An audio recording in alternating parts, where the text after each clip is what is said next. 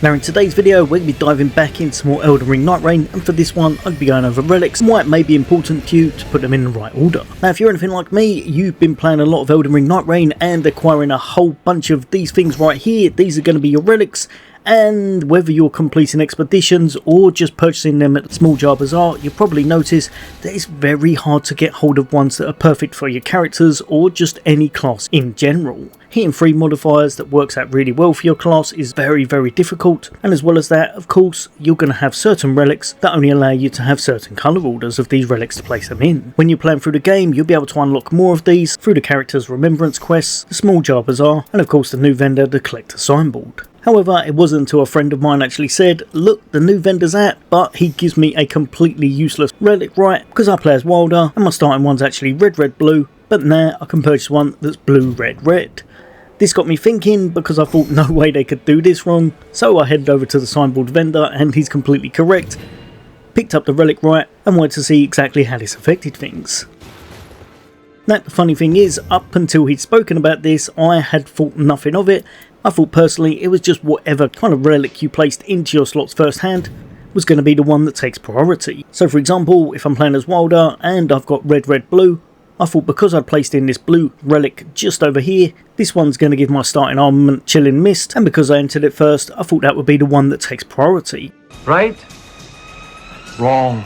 However, Nightreign being Nightreign, they wanted to add another level of RNG onto things, making things even more complicated to grab yourself a perfect build, because this time you also have to factor in that not only do you need to get some really great relics about yourself, but the relic order also matters. So now for example, if I had an amazing relic and it had 2 perks on it that I really wanted, but the third modifier had something just at the bottom, say for example it had another starting armament, but this time it was going to be for Thunderbolt, because it's in the primary slot or the secondary slot, that will supersede the last slot.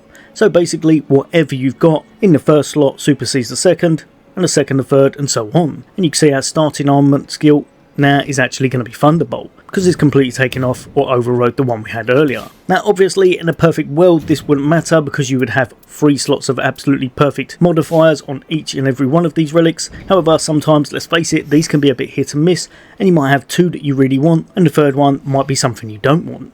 Be careful of this now, because it will override something you've got later on if you're putting them in the wrong order. Exactly the same if we go over to the starting perks. You need to be really careful and mindful of the ones you'll be using and what order you're going to be placing them in.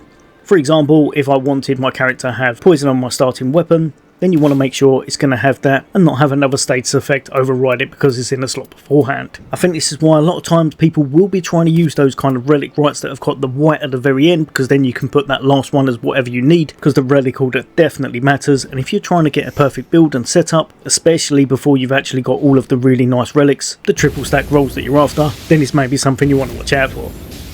But yeah, hopefully that's helped a few of you guys and girls out.